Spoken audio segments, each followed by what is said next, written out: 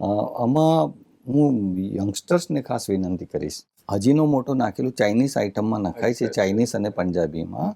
આ એક એવું કન્ટેન્ટ છે કે જે સમજો કોઈ દાળ કે કઢી કે જેવી કોઈ એકદમ પતલું બની ગયું, પાણી જેવું થઈ ગયું હોય, તો એમાં 2 ચપટી તમે નાખો તો દાળ ઘટ્ટ થઈ જશે એકદમ. અચ્છા અચ્છા, તો પણ એનો અર્થ એ થયો ને કે હજીનો મોટો તમે કહો છો, એ હા, નહીં એ કે નહીં વાપરવાનું લેવાનું. નહીં, વાપરો જ નહીં, એમ નહીં, જ એનો અર્થ. વાપરવું જ નહીં જોઈએ. ઘરના મસાલાથી બનાવેલી તમે ખાઓ એટલે એનું ધ્યાન રાખવાનું, ને તો લોહી ઘટ્ટ થઈ જાય છે. હા દીદી, મરકટાસન કહે છે એને.